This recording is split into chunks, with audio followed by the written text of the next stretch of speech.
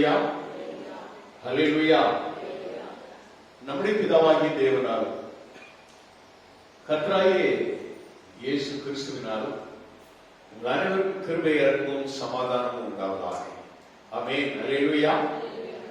வேதத்திலே நாம் வாசிக்கும் பொழுது நம்முடைய ஆண்டவர், நம்முடைய இரட்சகராகிய இயேசு கிறிஸ்து பரிசுத்த ஆவியானவராய் அவருடைய மரணத்துக்கு பிறகு, உயிர்த்தெழுதலுக்கு பிறகு 50வது நாளிலே, ஒரே நாளிலே ஒரே இடத்திலே கூடியிருந்த 120 பேர் அப்போஸ்தலர்கள் மாத்திரமல்ல, விசுவாசிகளும் சேர்ந்து அந்த 120 பேரையும் பரிசுத்த ஆவியினாலே நிரப்பினார். பிரைஸ் காட், ஹல்லேலூயா.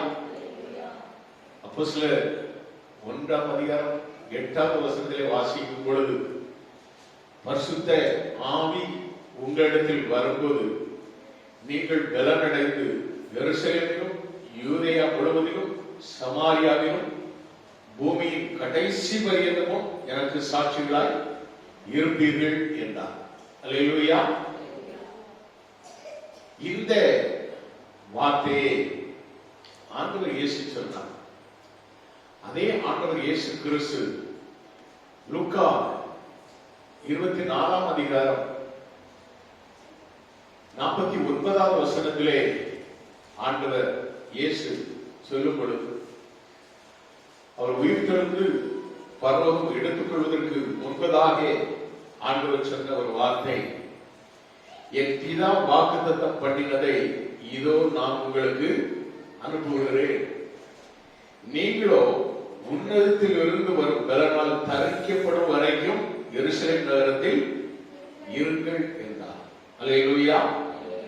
இது ஆண்டவர் கொடுத்த வாக்குத்தத்தம். பிதா வாக்குத்தத்தம் பண்ணினதை நான் உங்களுக்கு கொடுக்கிறேன்.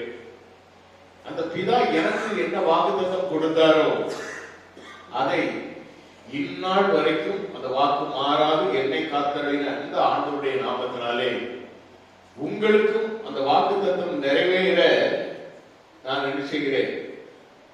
உங்களுக்கு நான் ஒரு கட்டளையை கொடுக்கிறேன். எருசலேமை விட்டு நீங்க எங்கேயுமே போகக்கூடாது. எருசலேமை விட்டு எங்கேயும் போகக்கூடாது. நீங்கள் உன்னதத்திலிருந்து வரும் பலனால் தரிப்பிக்கப்படும் வரைக்கும், அதுதான் ஒரு முக்கியமான அண்டர்லைன் செய்யக்கூடிய வார்த்தை. தேவ பலன், உன்னத பலன் நம்மை ஆட்கொண்டு வழிநடத்தும் வரைக்கும் நாம எருசலேமை விட்டு எண்ணக்கூடாது, போகக்கூடாது அப்படின்னு சொல்லி ஆண்டவர் ஒரு கட்டளை கொடுக்கிறார். 47வது வசனம் 48வது வசனத்தை பார்க்கும் பொழுது 24, லூக்கா 24, அப்படியும் மனம் திரும்புதலும் பாவ மன்னிப்பும் எருசலேம் தொடங்கி சகல தேசத்தாருக்கும் அவருடைய நாமத்தினாலே பிரசங்கிக்கப்படவும் வேண்டியது.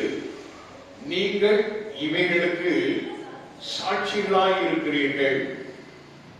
என் பிதா வாக்குத்தத்தம் பண்ணினதை இதோ நான் உங்களுக்கு அனுப்புகிறேன். நீங்களோ உன்னதத்திலிருந்து வரும் பலனால் தரிப்பிக்கப்படும் வரைக்கும் எருசலேம் நகரத்தில் இருங்கள் என்றார். அல்லேலூயா. சொன்ன ஆண்டவர் தான் 50-51 வாசிக்கும் பொழுது அவர்களை அழைத்துக் கொண்டு போய் தம்முடைய கைகளை உயர்த்தி அவர்களை ஆசீர்வதித்தார். அவர்களை ஆசீர்வதிக்கையில் அவர்களை விட்டு பிரிந்து பருவத்துக்கு எடுத்துக் கொள்ளப்பட்டார். இதைத்தான் அப்போஸ்தலர் நடவடிக்கைகள் புத்தகத்திலே நாம் வாசிக்கிறோம். பரிசுத்த ஆவி உங்களிடத்தில் வரும் பொழுது நீங்கள் பலனடைந்து எருசலேமிலும் யூதேயா முழுவதிலும் சமாரியாவிலும் பூமியின் கடைசி பரியந்தமும் எனக்கு சாட்சிகளாய் இருப்பீர்கள் என்றார். அதற்கு பிறகு இவைகளை அவர் சொல்லின பின்பு அவர்கள் பார்த்துக் கொண்டிருக்கையில் உயரே எடுத்துக் கொள்ளப்பட்டார் என்று நாம் அதை வாசிக்கிறோம். ஆண்டவர் வாக்கு கொடுக்கிற ஆண்டவர், அவர் வாக்குத்தத்தம் பண்ணினதை நிறைவேற்றுகிற ஆண்டவர். அவர் ஒரு பொழுதும் மாறவே மாட்டார். மனிதர்கள் மாறிவிடுவார்கள். நம்ம பல இடங்கள்ல பல விதமான வாக்குத்தத்தம் கொடுக்கிறோம். ரட்சிக்கப்பட்ட உடனே ஏதாவது ஒரு கண்டிஷன்ல விரும்பும், ஒரு விடுதலை கிடைச்ச உடனே நாம நினைக்கிறோம், உடனே நான் இனிமே இப்படி பண்ணுவேன் அப்படி பண்ணுவேன் என்னமோ டெய்லி தேவ சமுதிரம் வந்து விழுத மாதிரி பெரிய பொருத்தனைகள்லாம் பண்ணுவாங்க. நீ பண்ற பொருத்தனை ஒவ்வொன்றும் உடன்படிக்கை, வாக்கு தத்துவம். ஆனா நீ வாக்கு கொடுத்து நீ மாறிவிட. இதை விட தண்ணிக்குள்ள இறங்கி வாக்கு கொடுப்பாங்க. எப்போ ஞானஸ்தானம் போது அவ்வளவுதான். தண்ணி விட்டு மேல ஏறி வந்த உடனே சித்தம் போக்கு சிவம் போக்குன்னு சொல்லுவாங்க. அது மாதிரி அப்படி வாழக்கூடிய ஆத்துமாக்கள். என் ஆண்டவர் அப்படி அல்ல. வாக்கு கொடுத்தால் வாக்கு மாறாதவராய் இருக்கிறார். அவர் வாக்கு தத்துவத்தில் உண்மை உள்ளவர். அவர் சொன்ன வாக்கு தத்துவத்துக்கு நாம் செவி கொடுக்க வேண்டும். இந்த இயேசு கிறிஸ்து பரலோகத்துக்கு ஏறி சென்ற பொழுது சீஷர்கள் அடைந்த கலக்கங்கள் கொஞ்ச நெஞ்சம் அல்ல. இயேசுவோடு கூட அநேக ஊழியங்களிலே கூடவே இருந்து பார்த்தார்கள், அனுபவித்தார்கள். ஆண்டவருடைய அந்த வல்லமை எப்படிப்பட்டது என்பதை கிரியை கண்டார்கள். ஆனால் அவர் எடுத்து விடப்பட்டவருக்கு அவர்களுக்கு ஒரு பெரிய ஒரு சூழ்நிலை, ஒரு அனாதைகளை போல, கைவிடப்பட்டதை போல ஒரு கலக்கங்கள் அவர்களுக்கு மத்தியிலே இருந்தது.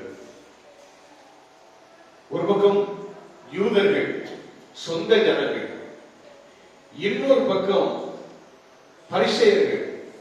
எப்பொழுது இவர்களை பிடிச்சு கொலை செய்யணும் அப்படின்னு சொல்லிட்டு பரிசேயர்கள் கூட்டம், இன்னொன்று வேதபாரகர்கள். வார்த்தைகள் வசனத்தால் இவர்களை எப்படியாவது மடக்கி இவர்களை நிமிரவிடக் கூடாது என்று இவர்களை கூடி கலங்கடித்துக் கொண்டிருந்த கூட்டத்தால் இத்தனை கலக்கங்கள் மத்தியிலும் இவர்கள் ஆண்டவருடைய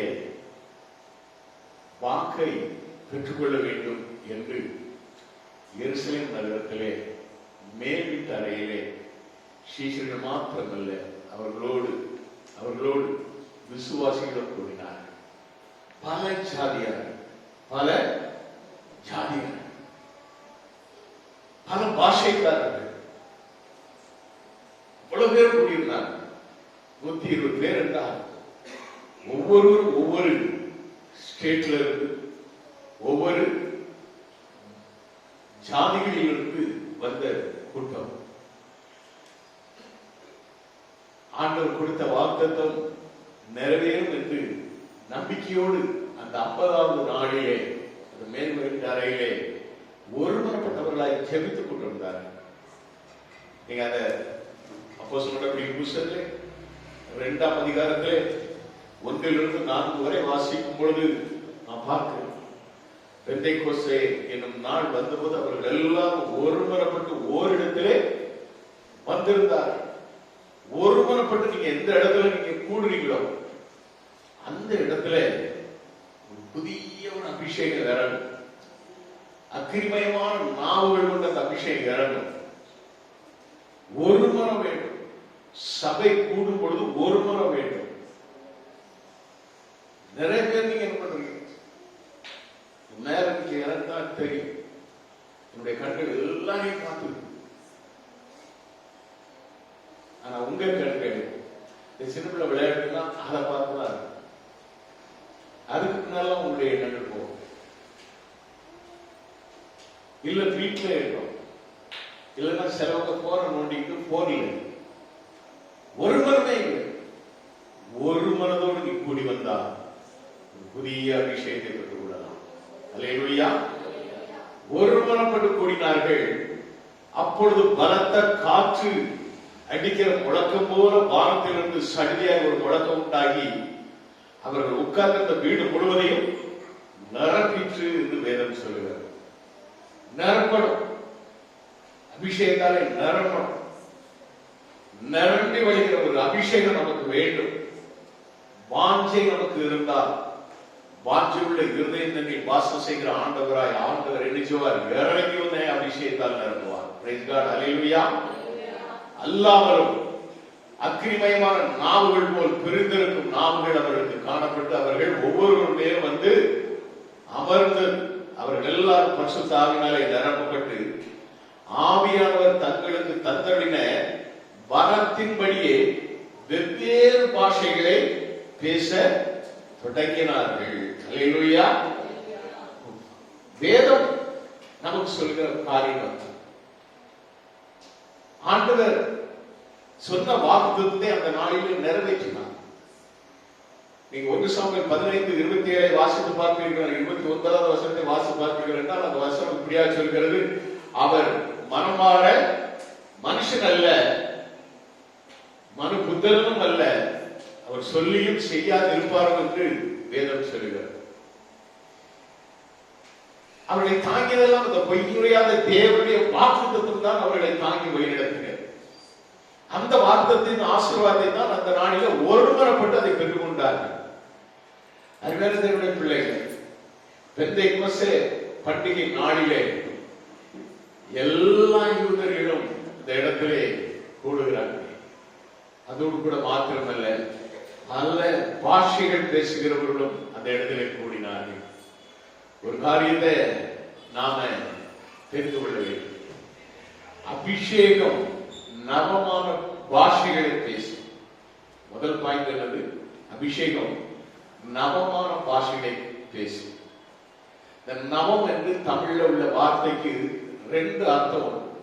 ஒன்று, நவம் என்று சொன்னா புதிய என்று அர்த்தம். புதியது. நவமான இருதயத்தை எனக்கு தாரும், புதிய இருதயத்தை எனக்கு தாரும். நவமான பாஷைகளை எனக்கு தாரும் அப்படின்னா பற்பல பாஷைகள், நவமான பல பாஷைகள் என்று அர்த்தம். அதுதான் அந்த நவம் என்பதற்கு 2 அர்த்தம் என்று சொன்னேன். அந்த நவமான பாஷைகளை ஆண்டவர் நமக்கு எழுதுகிறார், தருகிறார். அதுதான் அபிஷேகம். பயந்து பயந்து வாழ்ந்த ஜனங்கள் 50 நாள் அவர்கள் வெளியே வந்தால் அவர்களுக்கு பயங்கரங்கள் சொல்கிறது. கேலி கிண்டல், சிலர் அவர்களை கொலை செய்ய வேண்டும், ஒரு வாயிலை திறக்கக்கூடாது, இயேசு என்ற வார்த்தையை பயன்படுத்தக்கூடாது என்று பலவிதமான நெருக்கங்கள் சூழ்ந்த ஒரு வாழ்க்கை. ஆனால் இன்று அவர்களுக்கு ஒரு புதிய அபிஷேகம் கிடைக்கிறது. அந்த 50வது நாளில் அவர்கள் அபிஷேகம் பெற்ற பொழுது அபிஷேகத்தினாலே அவர்கள் நிரம்பினார்கள். அல்லேலூயா. அந்த அபிஷேகம் அவர்களை நிரப்பின பொழுது அவர்கள் புது பலன் அடைந்தார்கள். Praise God. அல்லேலூயா.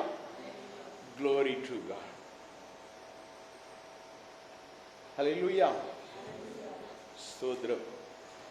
அப்படினாலே வேதம் நமக்கு சொல்லுகிற இந்த வார்த்தையின்படி நான் பார்க்கும் பொழுது ஆண்டவர் அபிஷேகிக்கும் பொழுது அவனுடைய வாயை முதலாவது ஆண்டவர் தொடுகிறார், நாவை தொடுகிறார். இந்த நாவு இருக்கிறத, இந்த நாவு தான் மனுஷனுடைய வாழ்க்கையில ஒரு சுக்கான். ஒரு கப்பலுக்கு சுக்கான் இருந்து எவ்வளவு வேலைகளை செய்து அந்த பெரிய கப்பல் அந்த சின்ன சுக்கான் வந்து திருப்பது மாதிரி இந்த நாவு தான் மனுஷனுடைய வாழ்க்கையை திருப்பி போட்டு விடுகிறது. இந்த நாவால தான் கெட்டவர்கள் அநேகம் உண்டு. இந்த நாவால தான் பாவம் செய்கிறவர்கள் அநேகம் உண்டு. இந்த நாவால தான் அநேக தவறுகளை, வார்த்தைகளை, அசிங்கமான கேவலமான வார்த்தைகளை பேசுகிறார்கள். அதனால அபிஷேகம் முதல்ல என்ன செய்கிறதுன்னா அவருடைய நாவை தொடுகிறது. Praise God. அல்லேலூயா. ஏசாயா தீர்க்கதரிசி அவரை சொல்றாரு, பலிபீடத்தின் கொரட்டினாலே அந்த அந்த தழலை எடுத்து என் நாவை தொட்டார் என்று அந்த ஏசாயா தீர்க்கதரிசி சொல்கிறார். எப்பொழுது ஏசாயாவுடைய நாவை தொட்டாரோ அடுத்த நிமிடத்தில் இருந்து, அடுத்த செகண்ட்ல இருந்து அவர் நாவு பரிசுத்தமாக்கப்பட்டது. பரிசுத்தமாக்கப்பட்ட அவருடைய நாவு பரிசுத்த தேவனோடு பேச ஆரம்பித்தது. பரிசுத்த ஆவியானவர் அவரோடு பேச ஆரம்பித்தார். ஏசாயாவை ஒரு தீர்க்கதரிசியாக ஆண்டவர் மாற்றினார். அல்லேலூயா. அருமையான தேவனுடைய பிள்ளைகளே, பாஷைகள் 2, ஒன்று மனுஷ பாஷைகள், இன்னொன்று தூதர் பாஷைகள். இந்த மனுஷ பாஷைகள் என்பது உங்கள் எல்லாருக்கும் தெரியும். ஆந்திராவுக்கு போனா தெலுங்கு, தமிழ்நாட்டுக்கு போனா தமிழ், கர்நாடகா வந்தா கன்னடா, இன்னும் மகாராஷ்டிரா போனா ஹிந்தி, மராட்டி, எப்படி நீங்க வடக்கு போக போக குஜராத்தி, பல மொழிகள். இந்தியாவிலேயே அதிகமான பல மொழிகள் நிறைந்த நாடுதான் இந்தியா. நீங்க வேற வெளிநாடுகளுக்கு போகும்போது அங்க ரஷ்ய மொழி வேற, சைனீஸ் மொழி வேற, பல பாஷைகள். அது மனுஷர் பாஷைகள். தூதர் பாஷைகள் என்று உண்டு. நாம ஜெபிக்கும் பொழுது, அபிஷேகம் பெற்று நாம ஜெபிக்கும் பொழுது, அந்த அந்நிய பாஷையை நாம் ஜெபிக்கும் பொழுது சில வேளைகளிலே மனுஷர் பாஷைகளும் நம்முடைய அந்த இதிலே அர்த்தம் கொள்ளும் பாஷைகள் வரும். சில பாஷைகள், சில அந்நிய பாஷைகள் தூதர் பாஷைகளாக காணப்படும். அப்ப மனுஷர் பாஷையா தூதர் பாஷையா அப்படிங்கிறது நமக்கே சில நேரத்தில் தெரியாது. நாம் பேசும் அந்நிய பாஷைக்கு சில வேளைகளில் நமக்கு அர்த்தம் தெரியாமல் நாம் பேசுகிறோம். ஆனால் பல இனத்தவர்கள் கூடும் பொழுது நாம் பேசும் அந்நிய பாஷை அவர்கள் மொழிகளிலே உண்டாகிறது. அவர்களுக்கு அது அர்த்தம் தெரிகிறதாய் காணப்படும். ஒரு முறை ஒரு பாஸ்டர், அவரு பாஸ்டர் என்றால் அவருக்கு அபிஷேகம் அப்படிங்கிறது வேண்டாம். ஏன்னா அவர் நிறைய பேய் பிசாசுகள் ஓட்டுவார். என்ன பேய் பிசாசுகள் ஓட்டுவார். ஒரு நாள் ஒரு பேய்ல போயிருந்தாரு. அந்த பேரை என்ன செய்ய முடியல, அவரால் துரத்தவே முடியல. அதனால அவரு அபிஷேகம், இந்த அபிஷேகம் வேண்டாம் இருந்தவர். நான் தான் நிறைய பேய ஓட்டுறேன், நான் தான் நிறைய நெய்கிற அப்படிதான் விசுவாசிகள் அப்படிதான் இருக்காங்க, நான் தான் அப்படி பண்றேன் அப்படி பண்றேன், எனக்கு இருக்கு இந்த அபிஷேகம் அப்படி சொன்ன மனுஷன் அந்த எசைக்கு பிசாசுக்கு முன்னாடி போய் உட்கார்ந்தப்போ அது ஒரு அப்படியே ஒரு பார்வை பார்த்துட்டு, நான் யாரு தெரியுமா அப்படின்னு கேட்டேன். இவருக்கு புரியல.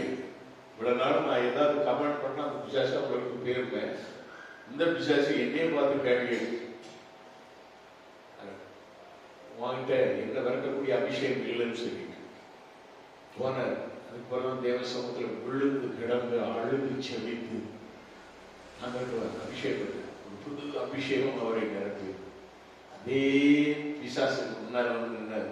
எந்த சகோதரி அந்த இசை பிசாசு பிடிச்சதோ அந்த சகோதரிக்கு முன்னால வந்து அப்படி நிற்கவும், ஐயோ நான் போறேன்னு சொல்லிட்டு ஓடிட்டு அலையிலுயா. அபிஷேகம் உனக்குள்ளே இருந்தா எந்த பிசாசா நல்லா உங்களுக்கு சொல்லியிருக்கிறேன். ரத்த காட்டேரி பிசாசு, எனக்கு ரத்த கல்லுங்கிறத பிசாசு கூட ஆப்சோதரம் இயேசுவின் ரத்தம் ஜெயம் சொல்லிட்டாங்க. மூஞ்சில அப்படி ஆண்டோடைய ரத்தத்தை அப்படி கழிச்ச பொழுது அலறி அடித்து போறது. பிரைஸ் காட், அல்லேலூயா. அதனால ரத்தத்தை நீ ரத்தம் தான் கேட்கிறேன், நான் கொடுக்கிறேன், இயேசுவின் ரத்தத்தை கொடுக்கிறேன். பிரைஸ் காட், அல்லேலூயா. முதலாவது ரத்தத்தை யார் மேல கழிச்சேன், என்னை பாதுகாப்பு. அடுத்தது என் பக்கத்துல இருந்த சகோதரன் மேல கழிச்சேன். இன்னொரு பொண்ணு இருந்தாங்க, அந்த பிசாசுக்கு சேர்ந்த சகோதரிய மருத்துவர், அது மேலே கழிச்சு கடைசியாக மேல கழிச்சு. Praise God. உடனே அபிஷேகம், அந்த அபிஷேகம் நிறைந்த ஜெபம், அந்த ஜெபத்தின் வல்லமை எந்த விதமான பிசாசுகளாக இருந்தால் நமக்கு முன்பாக நிற்கவே முடியாது. அவைகளை எதிர்த்து நிற்க தேவ பலம் நம்ம இறங்கிக் கொண்டே இருக்கும். அதுதான் நாம் பெற்றுக்கொள்கிற அபிஷேகம். பயம் என்பது துளியும் இல்லாதபடி நமக்கு பலம் தரும். இன்னொரு பாஸ்டர் அபிஷேகத்தை வர சொல்லிட்டு இருந்தது. அவர் என்ன பண்ணாரு, ஒவ்வொரு பாஸ்டர்கள் அபிஷேகத்தில் நிரப்பி ஜெபிக்கிற அதெல்லாம் அப்படியே எழுதி அதெல்லாம் இவர் சொல்லி கடைசியில இவர் ஏதோ அபிஷேகம் மாதிரி நினைச்சு என்ன பண்ணாரு, எல்லாத்தையும் டேப்ல பதிவு பண்ணாரு. கிட்டத்தட்ட 50 பேர் பேசின அந்நிய பாஷை டேப்ல பதிவு பண்ணி அதை வெளிநாட்டில் ஒரு இடத்துல சர்ச் பண்ணுவாங்க. ஒரு தேவ மனிதர்கள் உட்கார்ந்து அதை சர்ச் பண்ணுவாங்க. இந்த பாஷையில் இது என்ன பேசுகிறது, அர்த்தம் என்ன, அந்த வியாக்கியானம் தெரிந்த ஆட்களோடு சேர்ந்து அதை டிஸ்கஸ் பண்ணுவாங்க. அங்க அனுப்பிச்சு விட்டாரு. ஒருத்தர் பேசுற அந்த பாஷையை அப்படி கேட்டு 49 பாஷையும் அர்த்தத்தை கண்டுபிடிச்சிட்டாங்க. ஒரு பாஷைய கடைசியா பேசுனது ஒரு வார்த்தை, அது இது பாஷையே கிடையாது, இது ஒரு புறம்பு, இது ஒரு வீண் புறம்பு, வீணான வார்த்தைகளை கொண்டு புறம்புன்னு சொல்லிட்டு அப்படி ஒதுக்கி வச்சாங்க. அதுதான் அந்த பாசு என்ன பண்ணாரு, அடுத்தவங்களை பார்த்து காப்பி அடிச்சு காப்பி அடிச்சு காப்பி அடிச்சு பேசின அந்த பாஷை. அது திருப்பி ஒரு கைக்கு வந்த ஒருபாடு, ஐயோ அவங்க பேசுறது பார்த்தோம், நானும் பேசி பார்த்தேன், 49 பேர் பேசுறதையும் நான் ஒன்னா இப்படி போட்டேன், என் பாஷையை ஒதுக்கிட்டாங்க. உண்மையிலே ஆண்டவர் கொடுக்கிற பாஷை தான், அதுதான் நவமான பாஷை, புதிய பாஷை, புதிய அபிஷேகம், புது எண்ணெய் அபிஷேகம். பிரைஸ் காட், ஹல்லேலூயா. இந்த அபிஷேகத்தை பெற்றுக்கொண்டார்கள் சீஷர்களும் கூடி இருந்தவர். பிரைஸ் காட், ஹல்லேலூயா. அதனால்தான் அப்போஸ்தலனாகிய பவுல் சொல்கிறார், அந்நிய பாஷை பேசுகிறவர் தனக்கே பக்தி உண்டாக பேசுகிறார், தீர்க்க தரிசனம் சொல்கிறவரும் பக்தி விருத்தி உண்டாக தனக்காக பேசுகிறான் என்று சொல்லப்படுகிறது. பிரைஸ் காட், ஹல்லேலூயா. அருமையான தேவனுடைய பிள்ளைகளே, இரண்டாவது அபிஷேகம் ஒன்றாய் இணைக்கிறது, ஒன்றாய் இணைக்கிறது. ஆதியாகம புத்தகத்தில் நீங்க 16ஆம் அதிகாரம் 6, 7, 8 வசனங்களை நீங்க வாசிச்சு பாத்தீங்கன்னா, அந்த நாள்ல எல்லாரும் அந்த ஜனங்கள் எல்லாம் கூடி என்ன பண்ணாங்க, பாபேல் என்கிற ஒரு கோபுரத்தை கட்ட ஆரம்பிச்சாங்க. அவங்களுக்குள்ள ஒரு பெரிய ஒரு பெருமை வந்தது. இந்த பெருமையினால நாம ஒரு பெரிய கோபுரத்தை கட்ட போறோம், பாபேல் அந்த கோபுரத்தை அவங்க கட்ட ஆரம்பிச்சாங்க. அதை பார்த்தாரு ஆண்டவர், இவங்க இப்படி ஒரு பெரிய கோபுரத்தையும் பெரிய கோட்டையை கட்டிட்டு ஒரு பக்கம் போகாம இங்கேயே உட்கார்ந்துக்கிட்டு சுத்தி சுத்தி வருவாங்க, இவங்க நம்ம என்ன பண்ணுவோம், இவருடைய பாஷையை தாறுமாறாக்குவோம் சொல்லிட்டு அவருடைய பாஷையை ஆண்டவர் தாறுமாறாக்கிட்டார். இவன் செங்கல் கொண்டு வரணும், அவன் கல்லை கொண்டு வருவான். இன்னொரு தண்ணியை கொண்டு வரணும்னா அவன் என்ன பண்ணுவான், மண்ணை கொண்டு வருவான். பாஷை மாறி போச்சு. அவ்வளவு பேருடைய பாஷையை தாறுமாறாக்கி விட்டார். அப்பதான் பாஷையை பிறகு, அப்பதான் பாஷை. நம்ம என்ன பாஷை உங்களுக்கு தெரியும் நினைக்கிறேன். என் ஃப்ரெண்டு ஒருத்தர் ஒரு நாள் வீட்டுக்கு வந்து கூட்டுறது, அவர் வாய்தான், அவருடைய நண்பருமாக வந்திருந்தாங்க. சாப்பாட்டுக்கு ரெடியாகிற டைம்ல அவரு கேட்டாரு, மசூரி தான் அப்படின்னாரு. நான் அவர் அப்படியே பார்த்தேன், எனக்கு முன்னா தெரியாது, கன்னடா கொஞ்சம் தெரியாது, மசூதி தான் உடனே என்ன கேட்குறீங்க ரஹ்மான் அப்படின்னு கேளியா அப்படின்னாரு. இருங்க அப்படின்னு அதுக்கு ரொம்ப வாங்கிட்டு வந்தேன். எனக்கு அது போலதான் தெரியும். பாருங்க பாஷை, நம்ம ஊர்ல தயிர்னு சொல்லுவோம், இங்க வந்தா மசூர். கேரளாவுக்கு போய் இதே மசூர் சொன்னா அடிக்க சிறப்பாக அடிக்க வந்துடுவான். அவங்களுக்கு அந்த மசூர் சொன்னாலே பிடிக்கவே பிடிக்காது, கெட்ட வார்த்தைன்னு சொல்லுவாங்க. தலை முடியும்லாம் சொல்லணும், அங்க இந்த வார்த்தையே யூஸ் பண்ணக்கூடாது, அங்க அது கெட்ட வார்த்தைன்னு சொல்லுவாங்க. இப்படி எல்லாம் உலகத்துல அந்த பாஷை எவ்வளவு வித்தியாசம் காணப்படுது. ஆண்டவர் அன்னைக்கு தாறுமாறாக்கினா, புதிய ஏற்பாட்டின் காலத்தில் இந்த 120 பேர் கூடியிருந்த இடத்திலே அபிஷேகம் இறங்கின பொழுது ஒருமுறைப்பட்டு அவர்கள் மேல் ஆம்சத்திரம் பரிசுத்த ஆவியானவர் அக்கினியால் இறங்கின பொழுது ஆம்சத்திரம் அனைத்து பாஷைக்காரர்களும் ஒன்றிணைக்கப்பட்டார்கள். ஒரு அலையிலே சொல்லுவோமா, எல்லாம் எத்தனையோ தேசத்திலிருந்து அந்த இடத்துல கூட்டினாங்க. நாம பார்க்கிற 120 பேர், அதை குறித்து நாம பார்க்கும் பொழுது பலவிதமான ஜாதியார் சோதரம் அவர்கள் எல்லாரும் நீங்க வாசிப்பாங்கன்னா சோதரம் அப்போஸ்தலர் நடவடிக்கைகளின் புத்தகம் 2ஆம் அதிகாரம் 14வது வசனத்துல நம்ம வாசிக்கும் போது glory to God நம்ம பார்க்கிறோம். அங்க அப்போஸ்தலனாகிய பேதுரு மேல் அபிஷேகம். அவர் என்ன பண்றாரு, அப்படியே எழுப்பி நின்று 12 பேரோட கூட நின்றுட்டு அவர் சொல்றாரு, அவர்களை நோக்கி உரத்த சத்தமாய், யூதர்களே, எருசலேமில் வாசம் பண்ணுகிற ஜனங்களே, நீங்கள் எல்லாரும் அறிந்து கொள்வீர்களாக, என் வார்த்தைகளுக்கு செவி கொடுங்கள் அப்படின்னு சொல்லிட்டு சத்தமாக ஒரு பெரிய பிரசங்கத்தை ஏற்படுறார். அத்தனை பேர் மத்தியிலும் ஒரு அபிஷேகம் அவர் மேல் இறங்கினாலே பயந்து கிடந்தவருடைய வாழ்க்கை, பயந்து பயந்து வாழ்க்கை இப்போ ஒரு புது பலனுள்ளே கடந்து வருகிறது. பிரைஸ் காட், ஹல்லேலூயா. பிரியமானவர்களே, அபிஷேகத்தால் மனுஷர் பாஷைகள் மட்டுமல்ல, தூதர் பாஷைகளில் பேசுகிறபடினாலே சோதரன் ஒரு இணைப்பு பரலோகத்திற்கும் பூலோகத்திற்கும் ஏற்படுகிறது. பிரைஸ் காட், ஹல்லேலூயா. அபிஷேகத்தாக பரலோகத்தையும் பூலோகத்தை இணைக்கும். எப்ப அபிஷேகம் பெற்றுக் கொள்கிறாயோ, அபிஷேகம் என்பது பரலோகத்தில் இருந்தால் வருகிற ஒரு அபிஷேகம், அது உன்னத்தில் இருந்து வரக்கூடிய அபிஷேகம். இந்த உன்னத்திலிருந்து வரும் ஆவி நம் மேல் வரும்பொழுதுதான் நாம் உன்னத பலனை பெற்றுக் கொள்கிறோம்.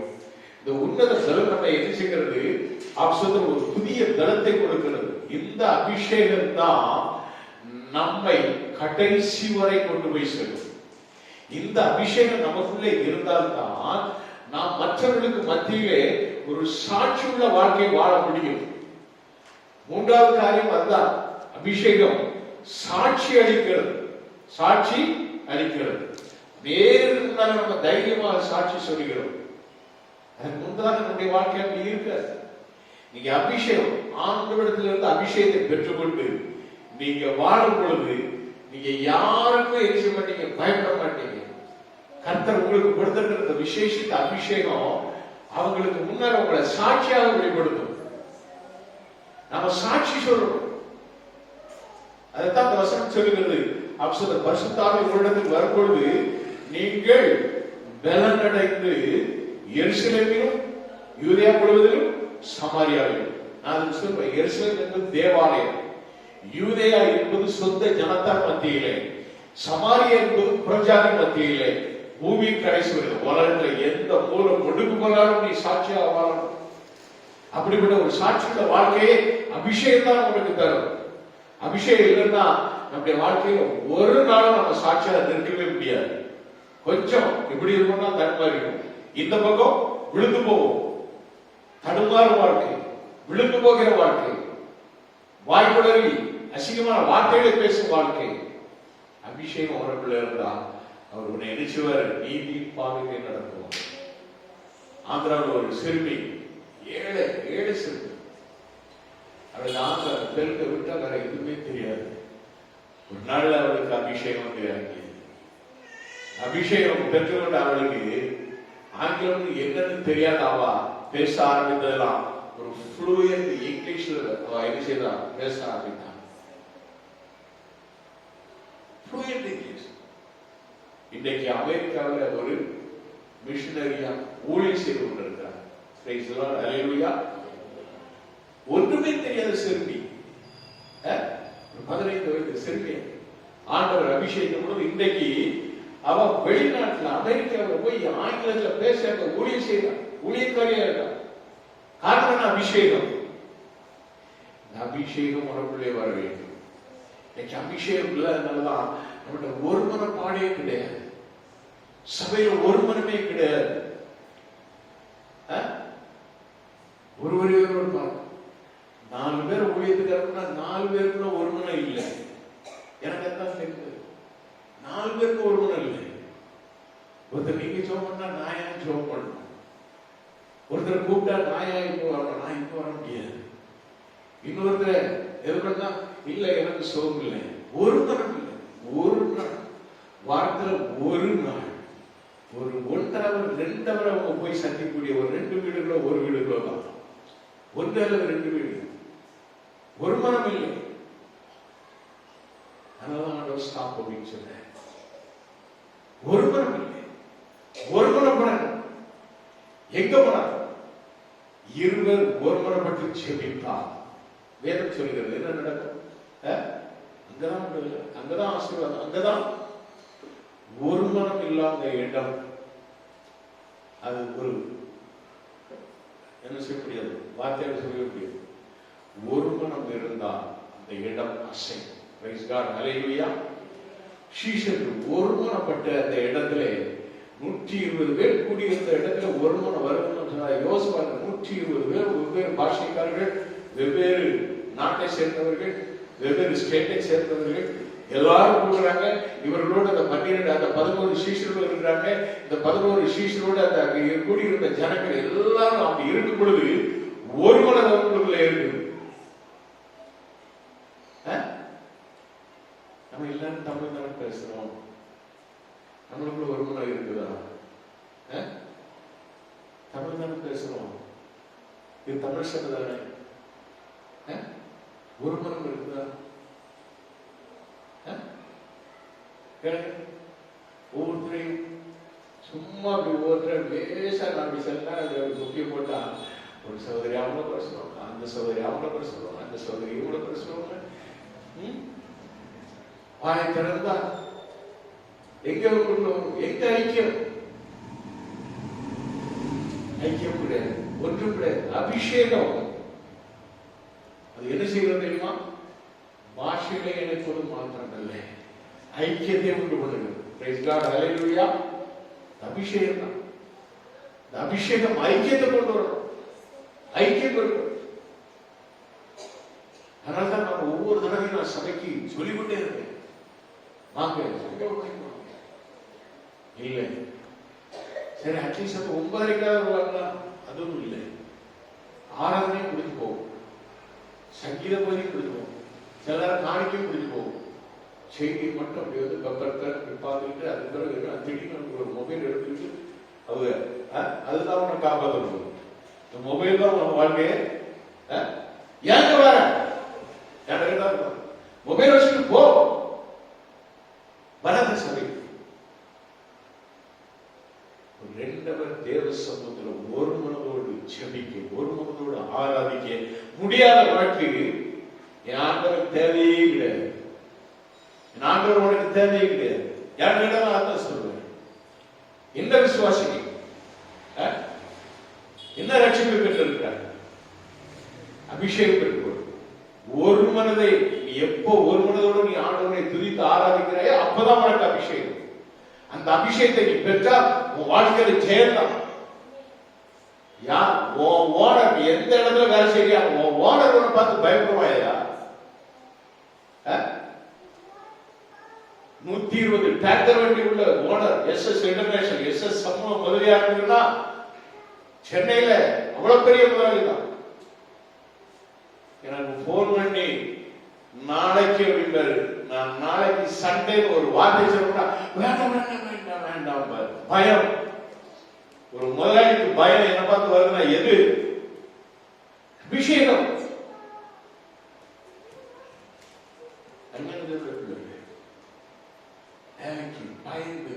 பார்வனி நான் உன்கிட்ட இருக்கிறது பார்வனி, அபிஷேகம் இல்லை. பார்வன் தான் உன்னை அடிமைப்படுத்தி வேலை வேலை வேலை வேலை சண்டையா வேலைக்கு போ, வேலைக்கு போ. முந்தின நாளே உனக்கு கிடைத்த வருமானம் அதோட ஜாஸ்தி கிடைச்சிருக்கு அப்படின்னா நீ ஆண்டவருக்கு அந்த நாளை கொடு, அபிஷேகத்தை பெற்றுக்கொடு, வாழ்க்கையில முன்னேற்றம் அடையணும். அபிஷேகம் உனக்கு புது பலனை கொடுக்கும், புது பலனை கொடுக்கும். அந்த பலன் இல்லாம நீ எந்த ஒரு பிசாசுடைய கிரியைகளையும் நீ என்ன முடியாது, ஜெயிக்கவே முடியாது. அபிஷேகம் அவனுக்கு வெளிப்பாடுகளை கொடுக்கும். அபிஷேகம் அவனுக்கு என்ன செய்யும்? வெளிப்பாடு, மறைபொருட்களை வெளிப்படுத்தும். ஆண்டவர் ஊழியம் செய்த நாட்களில் கூடவே போன சீஷர்கள் அவங்க சில நேரம் என்ன சொன்னாங்க தெரியுமா? எங்களுக்கு ஆண்டவர் ஓமையாக பேசுவார். சங்கீதம் 72:2 சொல்வது போல என் வாயை ஓமையினால் திறப்பேன் அப்படின்னு சங்கீதம் 78:2 சொல்லும். அது மாதிரி நம்முடைய ஆண்டவர். நீங்க அதே இருந்தா நீங்க மார்க் 4ஆம் அதிகாரம் 10-13 வரை நீங்க வாசி பார்த்தீங்கன்னா, மார்க் 4ஆம் அதிகாரம் 10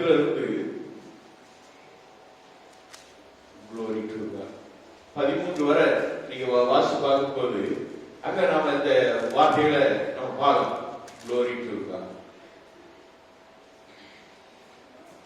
அவர் தனித்திருக்கிற போது மந்திரோடு கூட அவரை சூழ்ந்திருந்தவர்கள் இந்த உண்மையை குறித்து அவரிடத்தில் கேட்டார்கள். அதற்கு அவர் தேவனுடைய ராஜ்யம் ரகசியத்தை அறியும்படி உங்களுக்கு அருளப்பட்டது, புறம்பே இருக்கிறவர்களுக்கோ இவைகள் எல்லாம் ஓமைகளாக சொல்லப்படுகிறது.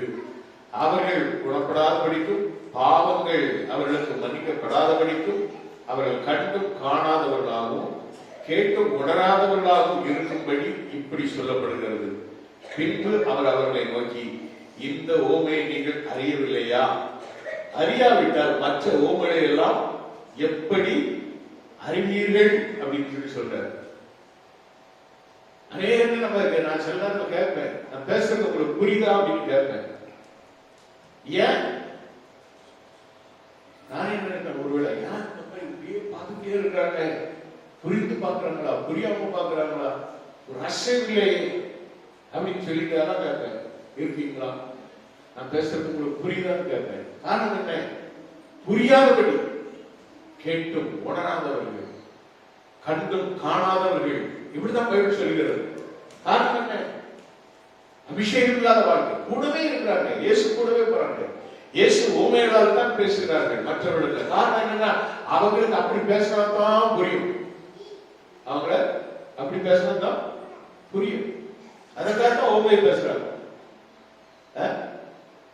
ஆனா சீஷனுக்கு அது புரியல.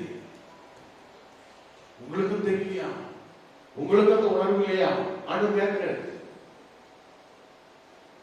ஆனா அதே சீஷர்கள்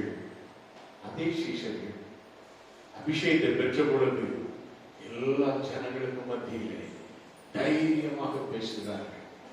எது மறைபொருள் என்று அவர்கள் நினைத்தார்களோ அத்தனையும் ஆண்டவர் அவர்களுக்கு வெளிப்படுத்தி கொடுத்தார். மறைந்திருந்த ரகசியங்கள் எல்லாம் ஆண்டவர் அவர்களுக்கு வெளிப்படுத்தி கொடுத்தார். அதனால்தான் அப்போஸ்தலர்கள் ஒவ்வொரு தம்முடைய நிருபங்களிலே அவர்கள் என்ன செய்கிறார்கள்? இயேசு கிறிஸ்து அவருடைய வல்லமையை வார்த்தையாக வசனமாக நமக்கு எழுதி கொடுத்திருக்கிறார்கள். யாக்கோபு அப்போஸ்தலன் எழுதுகிறார், பேதுரு அப்போஸ்தலன் எழுதுகிறார், 1, 2 என்று நிருபங்களை எழுதி கொடுத்திருக்கிறார்.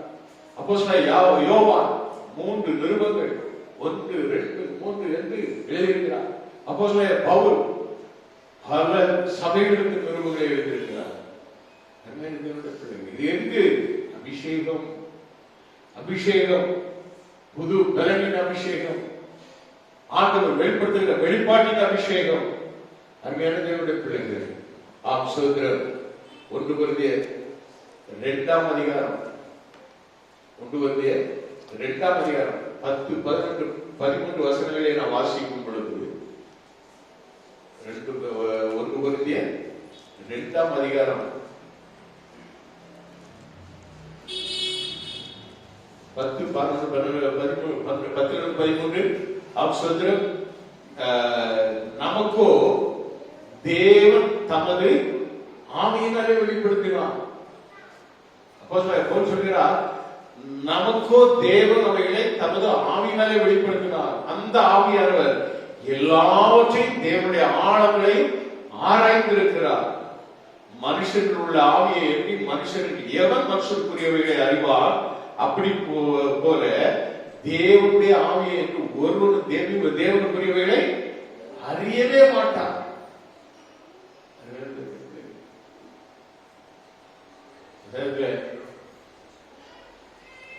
நீங்க எல்லாம் ஒவ்வொரு நேரம் ஒவ்வொரு விதமா என்ன குறித்து நீங்க பேச நான் என் காலம் வந்து விடும். அதை நான் கேட்கும்போது நான் நினைச்சுக்குவேன், உங்களுக்கு புரியும், உங்களுக்கு அந்த அபிஷேகம் இல்லை. வேதம் சொல்லுகிறது, அதே 15ஆம் வசனம் சொல்லுகிறது, ஆவிக்குரியவர் எல்லாவற்றையும் ஆராய்ந்து நிதானிக்கிறான், ஆனாலும் அவன் மற்றொருவனாலும் ஆராய்ந்து என்ன நீங்க ஆராய்ந்து அறிய முடியாது. எனக்குள்ள இருக்கிற அபிஷேகம், எனக்குள்ள இருக்கிற எண்ணங்கள், எனக்கு இருக்கிற தாகங்கள், என்னை ஆண்டவர் நடத்துகிற வழி, இந்த வழியில ஒத்த கருத்தோடு நீங்க யார் கூட பயணித்தால் மாத்திரம்தான் நான் எதற்காக இந்த காரியத்தை செய்கிறேன், எதற்காக இப்படி சொல்லுகிறேன், எதற்காக உங்களை நான் அழைக்கிறேன் என்பது எல்லாமே தெரியும். அந்த இல்லைன்னா எங்க யார் கூட ஒண்ணுமே பண்ண முடியாது. நான் உங்களுக்கு ஒரு பக்கம் போக சொன்னீங்க, நீங்க வேற பக்கம் போவீங்க. ஏன்னா உங்களுக்கு அந்த இது இல்லை, என்னது இல்லை, என்னுடைய ஒத்த கருத்துக்கு உங்களுக்கு எந்த இதுமே இல்லை, எந்த விஷயமே இல்லை. இருந்திருந்தா நான் நடத்தக்கூடிய ஒவ்வொரு காரியத்திலும் நீங்க முதல் நாளாவது நிற்பீங்க. சில சகோதரிகளா, எங்களுக்கு வீட்டுல வேலை இல்லையா, பாஸ்டர் என்ன எங்களை கூப்பிடுறாரு, என் பிள்ளைகளை நாங்க ஸ்கூல்ல தெரியும், உன்னையும் தெரியும், குடும்பத்தையும் தெரியும், உனக்கு பிள்ளைகள் தெரியும், சிறு பிள்ளைகள் என்ன பிள்ளைகள் பேத்திகள் இருக்காங்க. இல்லை இல்லை, அந்த டைம் இல்லை. நீங்க வரணும் அப்படின்னு நினைச்சா எந்த டைமுக்கு வரணும்? ஒரு ஃபங்க்ஷன், ஒரு காரியம் நம்ம நடத்துறோம், சபை மூலமா செய்யறோம், ஊழியக்காரனோட தோளுக்கு தோல் நிற்கிறது யாருமே இல்லை. ஒரே ஒரு குடும்பம், தப்பனா சோதரி, அவருடைய மகள் சோபியா, 2 பேரும் வந்து நிற்பாங்க. பெருமைக்காக சொல்லு, அவனை நான் கூப்பிடுறது கிடையாது. நீங்க வாங்க கூப்பிடுறது. டீ எனக்கு வந்திருக்கிறது, டீ கல்பனா செய்ய. இந்த சிஸ்டர் காலையிலே வந்துருவாங்க. யாரு? சோபி. அவங்களுக்கு கணவர், அவங்க குடும்ப சூழ்நிலை உங்களுக்கு தெரியுமா?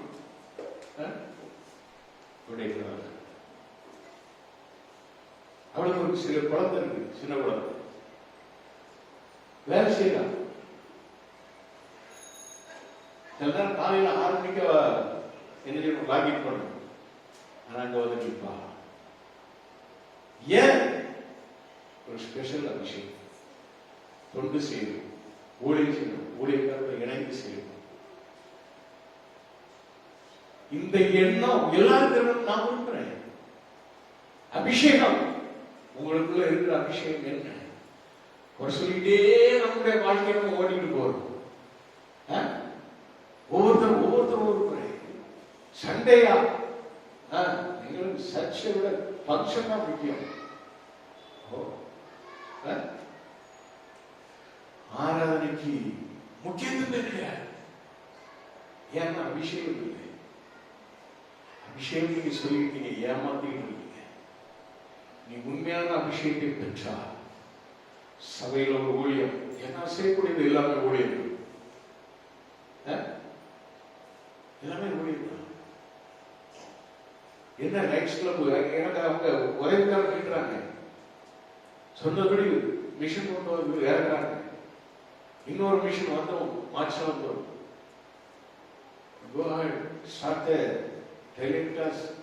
உற்சாகப்படுத்துறாங்க. காலையில் 5 மணில இருந்து நான் எந்திரிச்சு அப்படி நின்றுட்டு இருக்கேன்.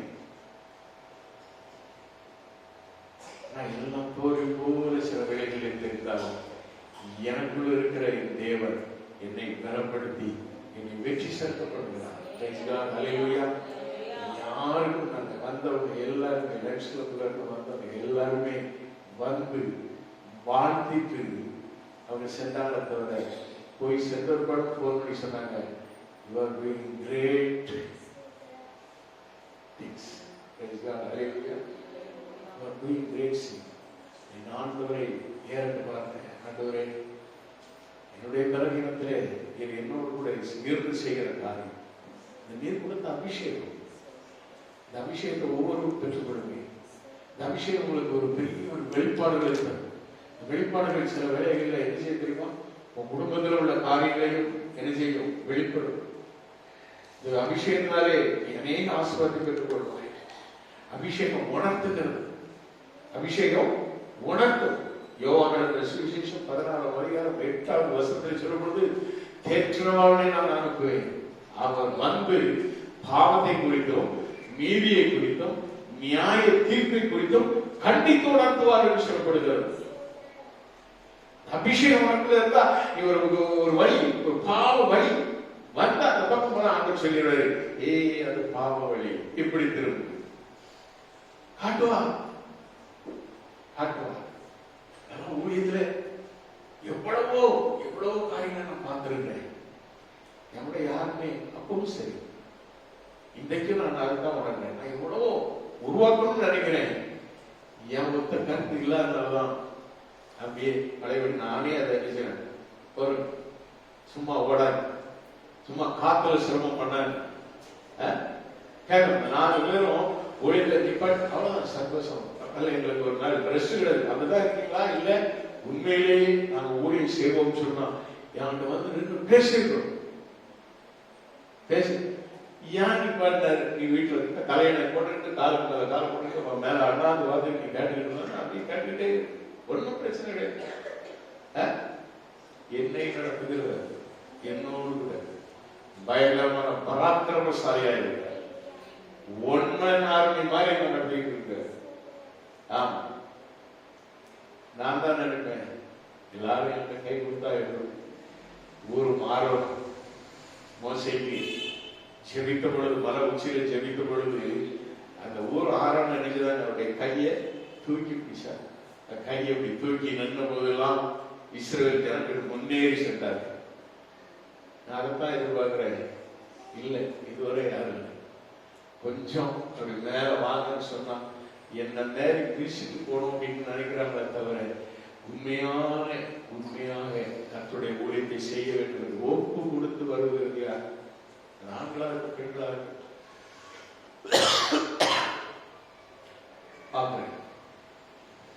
உருவாக்குகிற உங்களை ஆண்டவர் உணர்த்துகிறார் என்பதை நீங்க நினைக்கணும்.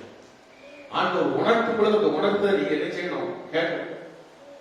1 தெசலோனிக்கேயர் 5ஆம் அதிகாரம் 14 இருந்து 22 வரை நீங்க வாசிக்கும் போது 1 தெசலோனிக்கேயர்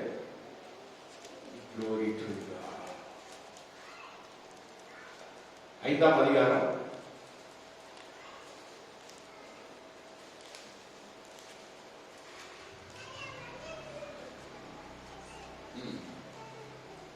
16 வருஷம் என்ன சொல்லுது?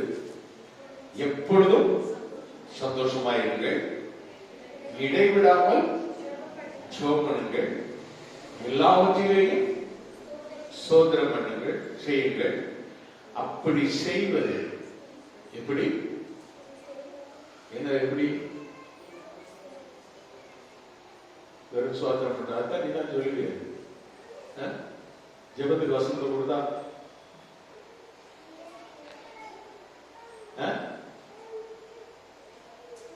ஜெபத்துக்கு வந்தா ஜெப வார்த்தையை சொன்ன உடனே டக்குனு ஜெபம் பண்ண ஆரம்பிக்கும்.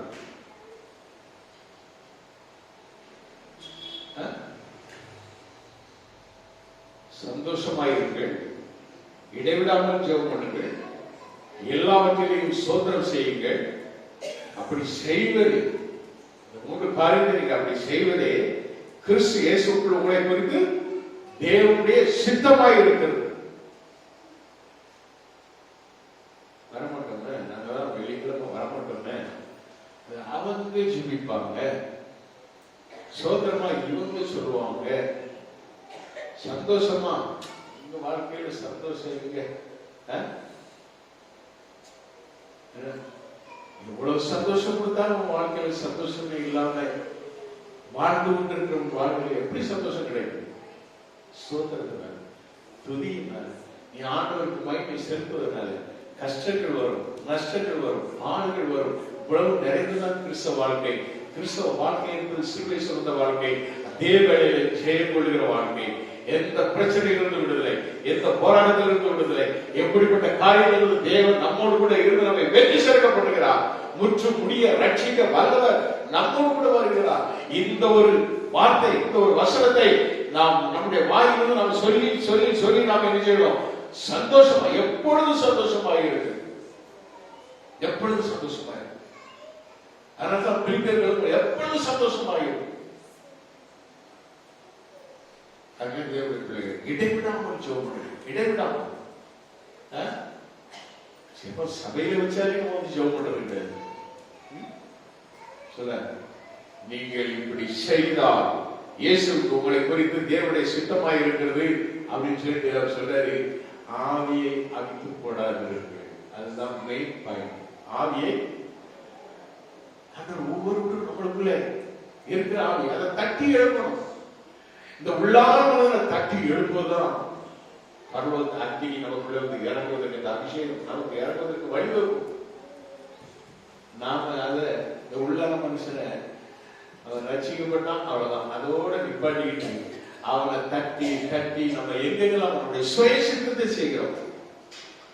சொந்த ஆவியினாலே நடக்கிறோம். தேவ ஆவியை புறந்தள்ளி விடுகிறோம், தேவ ஆவியை விட்டு விடுகிறோம். அதனாலதான்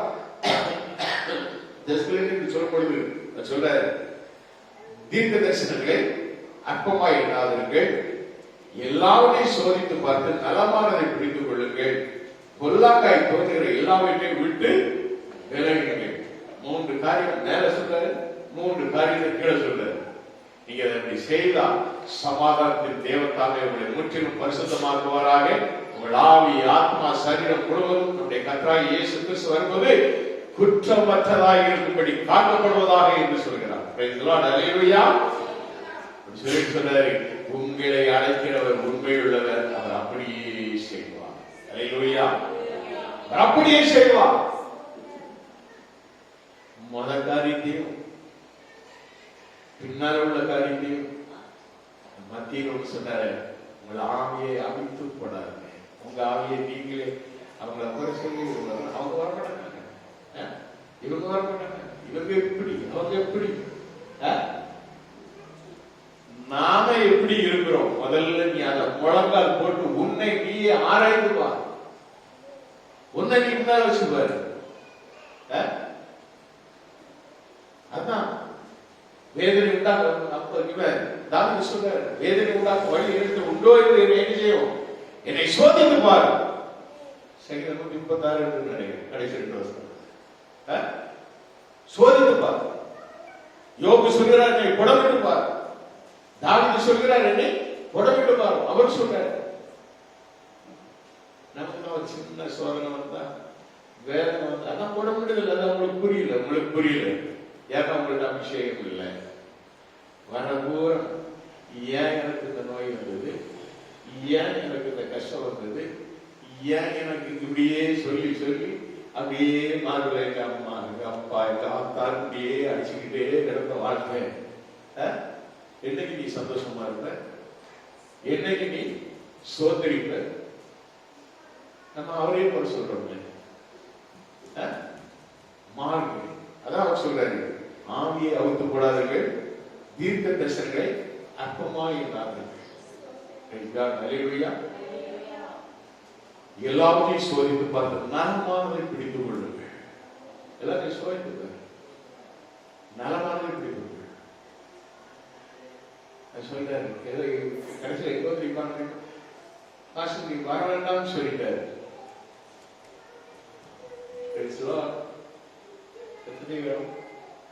புரிஞ்சுட்டோ, புரிஞ்சுட்டு நினைக்கிறேன். வர வேண்டாம்னு சொல்லிட்டாரு. அதனால நான் சர்ச்சுக்கு வருவேன். அது முந்தி என்று சொன்னேன், பிந்தி என்று சொன்னேன், இதெல்லாம் விட்டுருவாங்க. வர வேண்டாம். அந்த காதல் கரெக்டா அந்த பிசாச அதைத்தான் காதல் பண்ணுவான். அதுக்கு முன்னாடி இந்த ஆவிங்களும் அவிச்சு விடுவோம். அதான் அவிச்சு பண்ணாரு. புரியுதா உங்களுக்கு? புரியுதா? Have you understand what I am saying? Hello? ஒண்ணு மட்டும் அது ரொம்ப தெளிவா என்ன திட்டினாரு. என்னதுக்கு திட்டினாரு? என்னதுக்கு? அது முந்தையும் பிந்தையும் யோசிச்சு பார்த்தா கரெக்டா இருக்கும். நம்ம தப்பு பண்றோம். என்ன?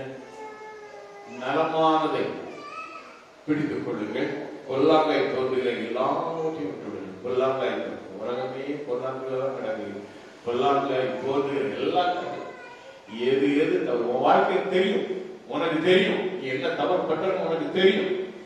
எந்த விதமா சீரடியா, தண்ணி போடுறியா, பாக்கடா போடுறியா, என்ன குற்றம் செய்கிறா, இல்ல அடுத்தவங்களுக்கு, இல்ல வேற விதமான காரியங்கள், வேற விதமான பாவ காரியங்கள் என்னென்ன செய்கிறார் என்பது உனக்கு தெரியும்.